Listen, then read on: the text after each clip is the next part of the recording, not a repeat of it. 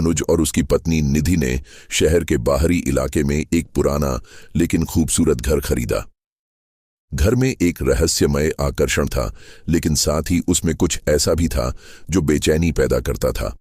घर के पिछले मालिकों के बारे में कोई जानकारी नहीं थी और उनके अचानक गायब होने की कहानी सुनकर अनुज और निधि ने इसे सिर्फ अफवाह मान लिया। घर में रहते हुए एक दिन निधि को स्टोर रूम में सफाई करते समय एक लकड़ी की पुरानी सीढ़ी मिली जो तहखाने की ओर जाती थी। यह तहखाना घर की मूल संरचना में कहीं दर्ज नहीं था। जब उसने अनुज को इसके बारे में बताया तो दोनों ने इसे देखने का फैसला किया। तहखाने का दरवाजा भारी और जंग लगा हुआ था। जैसे ही अनुज ने दरवाजा खोला, एक अजीब ठंडी हवा और बदबूदार गंध ने उन्हें झकझोर दिया। अंदर अंधेरा और सन्नाटा था। सिर्फ दीवारों पर कुछ अजीबोगरीब चित्र उकेरे गए थे। तहखाने में एक कोने में उन्हें एक पुराना संदूक मिला जिस पर कुछ संस्कृत में लिखे शब्द थे। संदूक खोलते ही एक जोरदार चीख गूंजी और तहखाने में हवा जैसे भारी हो गई।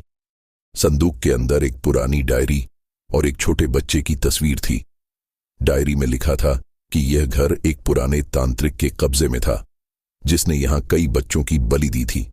अंतिम बलि अधूरी रह गई थी और उसकी आत्मा अब भी तहखाने में भटक रही थी।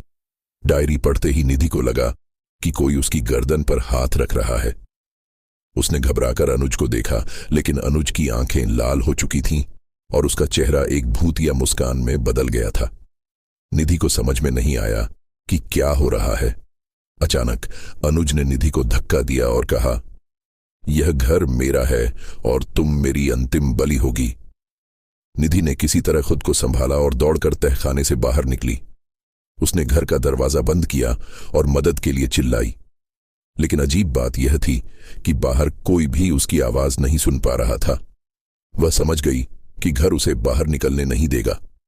उसने हिम्मत जुटाई और वापस तहखाने में जाने का फैसला किया। वहां उसने दीवार पर खुदे चित्रों को ध्यान से देखा। एक चित्र में दिखाया गया था कि एक मंत्र पढ़ने से आत्माओं को मुक्त किया जा सकता है। निधि ने संदूक से वह डायरी उठाई और उसमें से मंत्र पढ़ना शुरू किया। तभी तेज हवा चलने लगी और अनुज के चेहरे पर एक अजीब दर्द दिखाई दिया। मंत्र पूरा होते ही तहखाने में सब कुछ शांत हो गया। अनुज वापस सामान्य हो गया, लेकिन उसने निधि से कहा कि उसे कुछ भी याद नहीं है। निधि ने उसे सब कुछ बताया और दोनों ने तुरंत घर छोड़ने का फैसला किया। जैसे ही वे घर से बाहर निकले, उन्होंने देखा कि वह घर धीरे धीरे धूल में बदल रहा था। परंतु जैसे ही उन्होंने राहत की सांस ली, उनके कार के शीशे में वही छोटे बच्चे का प्रतिबिंब नजर आया जो तस्वीर में था।